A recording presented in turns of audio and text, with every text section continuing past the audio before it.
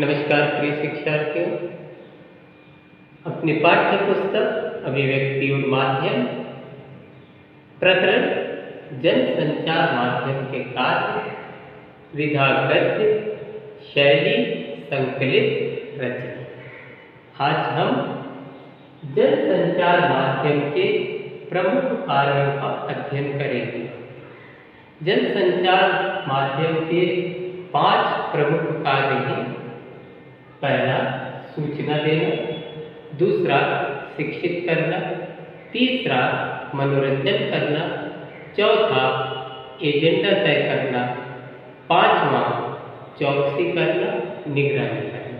इसके अतिरिक्त कई महत्वपूर्ण कार्य जन संचार माध्यम निभाता है, पूरा करता है। जैसा कि पहला कार्य है सूचना देना। जन संचार माध्यम से दुनिया भर से सूचनाएं हमें प्राप्त होती हैं।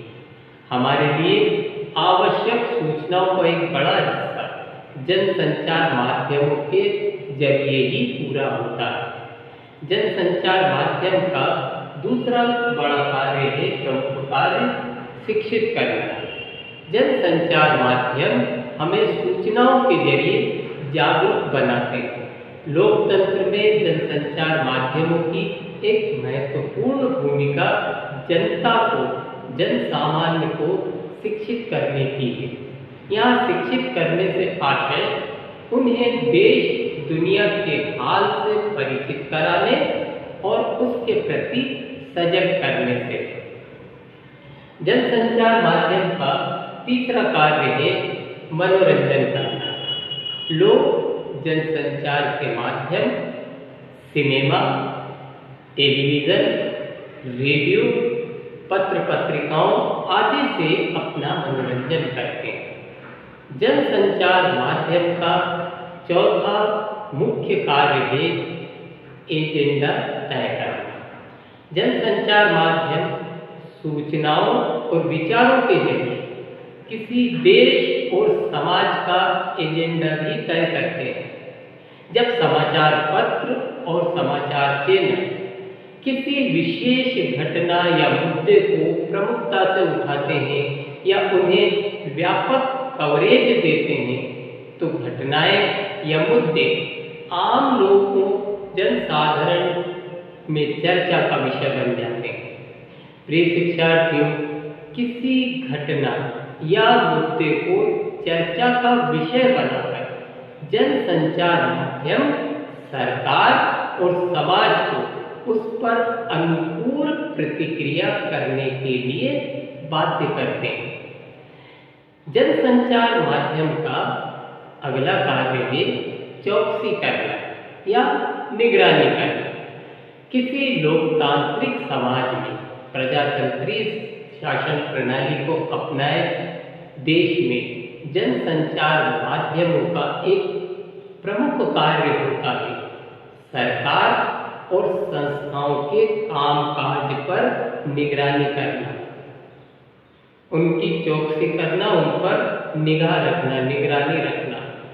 अगर सरकार कोई गलत काम या गलत कदम उठाती है या किसी संगठन या किसी संस्था में कोई अनियमितता बरती जा रही है, तो उसे लोगों के सामने लाने का उत्तरदायित्व भी जनसंचार माध्यमों पर है।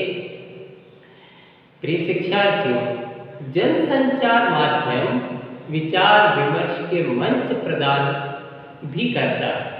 विचार विमर्श का मंच प्रदान करता है जनसाधारण को, और इसके द्वारा लोगों को अपने विचार अभिव्यक्ति की स्वतंत्रता देता है।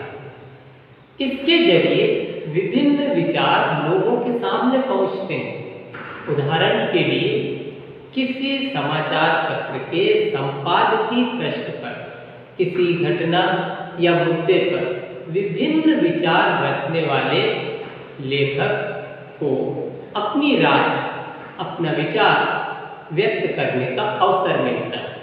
इसी तरह संपादक के नाम चिट्ठी, संपादक के नाम पत्र, स्तंभ में जन सामान्य को अपनी राय, अपना विचार व्यक्त करने का अवसर मिलता है।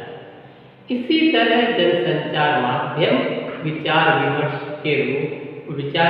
के मंच के रूप में भी कार्य करते हैं। भारत में जनसंचार माध्यमों का किस तरह से विकास हुआ, इस पर भी थोड़ा सा समय में दृष्टिपात करें। अपने देश भारत में आज जनसंचार के आधुनिक माध्यम जिस रूप में मौजूद है, उसकी प्रेरणा भले ही पश्चिमी जनसंचार माध्यम रहे हैं, लेकिन हमारे देश में भी जनसंचार माध्यमों का इतिहास कम पुराना नहीं। बड़ी सहजता के साथ इसके बीज पौराणिक काल के लिखित पत्रों में खोजे जा सकते हैं। देवऋषि नारद को भारत का पहला समाचार वाचक माना जाता है, जो वीणा की मधुर झंकार के साथ धरती और देवलोक के बीच संवाद सेतु थे। उन्हीं की तरह महाभारत काल में महाराज धृतराष्ट्र और रानी गांधारी को युद्ध की झलक दिखाने और उसका विवरण सुनाने के लिए जिस तरह संजय की परिकल्पना की गई है, वह एक अत्यंत समृद्ध संचार व्यवस्था की ओर संकेत करती है। जन भावनाओं को राज दरबार तक पहुंचाने और राजा का संदेश जनता के बीच प्रसारित करने की समृद्ध व्यवस्थाओं के उदाहरण बाद में भी दिखाई पड़ते हैं। चंद्रगुप्त मौर्य, अशोक जैसे सम्राटों के शासन काल में स्थायी महत्व के संदेशों के लिए शिलालेखों, समसामयिक या तात्कालिक संदेशों के लिए कच्ची स्याही या रंगों से संदेश लिखकर प्रसारित और प्रदर्शित करने की व्यवस्था और मजबूत हुई। तब बाकायदा रोजनामचा दैनिक विवरण लिखने के लिए कर्मचारी नियुक्त किए जाने लगे और जनता के बीच संदेश भेजने के लिए भी व्यवस्था की गई। लेकिन भारतीय संचार परंपरा की विशेषता यह भी रही है कि राज दरबारों के समांतर हमारे यहाँ लोक माध्यमों की सहज व्यवस्था मौजूद रही है। भीमबेटका के गुफा चित्र इसके प्रमाण हैं। यह समांतर व्यवस्था बाद में कठपुतली और लोक नाटकों की विविध शैलियों के रूप में दिखाई पड़ती है। देश के विभिन्न हिस्सों में प्रचलित विविध नाट्य रूपों, कथा वाचन, बाडल, सॉन्ग, रागनी, तमाशा, लावनी, नौटंकी, जात्रा, गंगा गोरी, यक्षगान आदि का विशेष महत्व है। इन विधाओं के कलाकार मनोरंजन तो करते ही थे, एक क्षेत्र से दूसरे क्षेत्र तक संदेश पहुंचाने और जनमत निर्माण का कार्य भी करते थे। धन्यवाद।